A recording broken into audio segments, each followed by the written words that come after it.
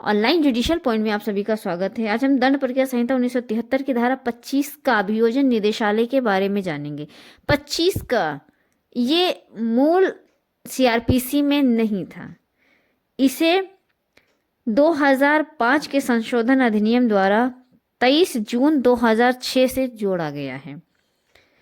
अभियोजन निदेशालय, अभियोजन निदेशालय का जो गठन है वो राज्य सरकार द्वारा किया जाता है। राज्य सरकार एक अभियोजन निदेशालय स्थापित कर सकती है जिसमें एक अभियोजन निदेशक होगा और उतने अभियोजन उप निदेशक होंगे जितने वह ठीक समझे।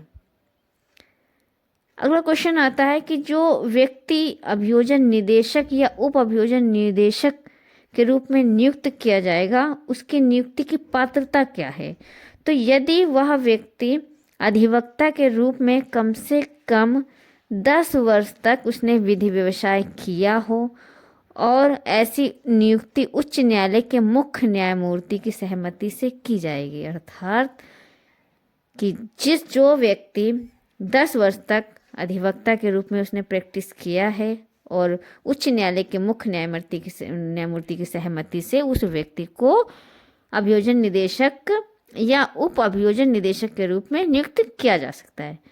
अब यह क्वेश्चन निकल के आता है कि अभियोजन निदेशालय का प्रधान अभियोजन निदेशक होगा जो किस मंत्रालय के अधीन होगा। तो ये क्वेश्चन बहुत बार परीक्षाओं में पूछा गया है और आगामी परीक्षाओं में भी पूछे जाने की प्रबल संभावना है कि अभियोजन निदेशालय गृह विभाग के प्रधान के प्रशासनिक नियंत्रण के अधीन कार्य करता है। गृह विभाग के, बहुत इंपॉर्टेंट क्वेश्चन है ये। प्रत्येक अभियोजन उप निदेशक अभियोजन निदेशक के अधीनस्थ होंगे। प्रत्येक लोक अभियोजक, अपर लोक अभियोजक और विशेष लोक अभियोजक जो राज्य सरकार द्वारा धारा 24 की यथास्थिति उपधारा 1 या उपधारा 8 के अधीन उच्च न्यायालय में मामलों का संचालन करने के लिए नियुक्त किए जाएंगे अभियोजन निदेशक के अधीनस्थ होंगे।